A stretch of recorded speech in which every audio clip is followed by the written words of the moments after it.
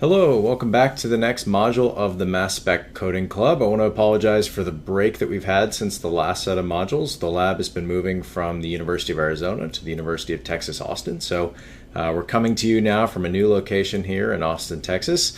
Last time we talked about how to calculate masses and writing some very simple Python scripts that would go through and calculate masses of different types of molecules.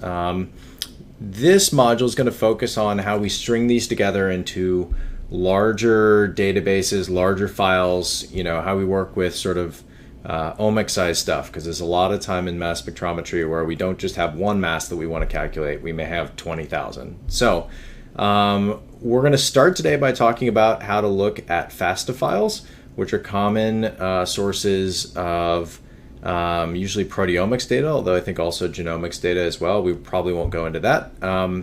So I started off by going to UniProt over here, and I downloaded a human proteome FASTA file. This is the proteome ID here, and I put it into our module 2 directory in our GitHub structure, just retitled it as human.fasta. You can see I did a little bit of renaming here. We'll talk about that later, why that is, but I removed the spaces in all of the folder names, and that's important because there's certain things where spaces is going to get in the way. So we have our FASTA file. If you look at it here, this is what it looks like. You can see that FASTA files are written with this little caret symbol, and then we have our accession code, which tells us all kinds of different things, including like the short sort of accession code and then the longer name. You can see it's a long file, lots and lots of lines. But after this initial character, there's then the sequence, right? So we could spend some time writing a simple Python function that would basically look at each line and say if the line starts with this character, parse that as the header, and then take the rest of it, and that would be the sequence. But fortunately, actually, we don't need to do that, right? So somebody else has already done that for us, and that's one of the really nice things about Python as a coding language, is that it's got such a large ecosystem of libraries that we can draw from, and it makes it easy to do a lot of coding without having to write a lot of stuff from scratch. So fortunately, we're going to use today the Pyteomics library, so you can find more information about that here in the Pyteomics library. If you haven't installed it, what you're going to do is open up your terminal and just type pip install Pyteomics. Hit enter. That will install Pyteomics for you, right? So pretty simple. Once we have it, then all we need to do is import that library. So we're going to go, and in fact, I did a little bit of looking, and I looked up the Pyteomics FASTA here. So FASTA is a module of Pyteomics, the library. One of the things then that we need is this read function, which reads a FASTA file. We won't go into too much detail into how to read all of this sort of documentation text. The key thing you need to look at is like, what is the path? So it's pyteomics.fasta.read. So what I'm going to do back in Python is say import pyteomics.fasta, right? And I don't want to type that every time, so I'm just going to say I'll import that as FASTA, right? So what we can then do is say like fdata or FASTA data equals fasta.read, and then we can put our file in there, which would be human.fasta, right? And of course, this is running in our calc masses FASTA py file, which I put in the same folder, so it's right next to the FASTA file, so it sort of knows to look in that same folder by default.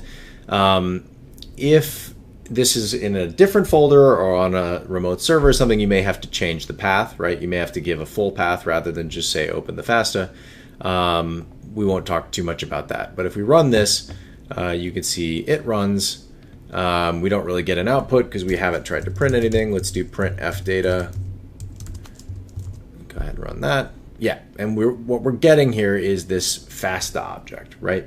So this FASTA object is a class, right? What we're getting out of here, and this is going back to the documentation on the Pyteomics, It's a named tuple with a FASTA header, so that's the header in that caret, right? And the sequence, right? So these attributes are listed as a description and sequence. So what I'm going to do is go back here. This is just a large object, so let's unpack it by looping through it. So we'll go back and we'll say for we'll say for row in fdata. I'm just going to say print row and see what it looks like. This is a useful way to program. It's just to print things out and see what they look like. So we'll go ahead and do that. You can see this is printing all the lines of our FASTA data. And you can see it's listing it as a protein with the description equals this. This is that header, and the sequence equals this. So if I want to get the description, we could say description equals row dot description. And then if we switch this, we're going to get just all those descriptions. We can say sequence equals row dot sequence, right? And then we'll do print sequence. There we go. You can see it's printing out all of those sequences. Now, the last thing you may want to do is to go through and calculate the masses of all of those proteins, right? So you may want to generate a database that says, here's all of the sequences, here's all the masses in the database. It turns out that we actually already did this. If you go back to module 1, you can see we made this calc masses file. And one of the things that we have in here is a function called calc prot mass. And of course, what you could do is just copy paste all of this over. But I want to teach you today about using imports in Python.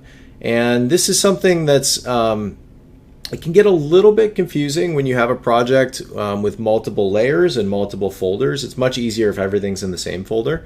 So it did take me a little bit of time to work this out today. One of the key things is that sometimes you need these init.py files. These are just blank files, but it tells Python that this is a Python module where you can then import things in there. The other thing is, depending on how you're running this code, I'm running it through this IDE called PyCharm. PyCharm automatically adds this top directory to the path, meaning that it's automatically looking in the top directory for different things. What it means is that if I go ahead and do import module 1, it automatically sees that that's a module, right? And it sees it's a module because I've added this init.py and because it's inside this larger parent directory. If you have issues with this, you might have to actually add these paths. There are ways, if you look at it on the internet, to add these paths and to help this. This is also something where if you have spaces in your folder names or in your module names, that's a problem. So that's where I went back and renamed these to remove all the spaces. But once we have these correctly set up, I can go ahead and import stuff from the module 1 calculating masses. I need to import from the calc masses function, right? Sorry, from the calc masses file. And then I can do it, I can either say like as CM, right? And then here what I could do would be to say mass equals CM dot calc prot mass, which you'll remember is this function from over here, calc prot mass, right? The other way you could do it is you could say from module 1 calc masses import calc prot mass, right? And that means then you don't need this little thing there. Then you can just say calc prot mass. So there's a couple different ways to do that import. I think those are sort of the major ones, is either to import the file as something or just import the file and then call the function from there, or you can do this from import specific functions, right? Now that we've done this though, we can basically feed our sequence in and get our mass out. So now if we do print description mass, what we can get if we run this. Yep, so now you can see here's our description, right? This is our description, and then this is our mass, right? Calculated with that same function that we used last time. So up till this point, what we've done is just looped through everything.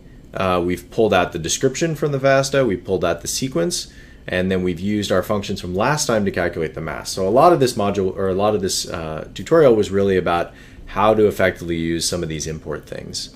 Next time what we're going to do is go into how to write that into something that you might use downstream. So we'll talk a little bit about the pandas library. So tune in next for that tutorial. Thanks.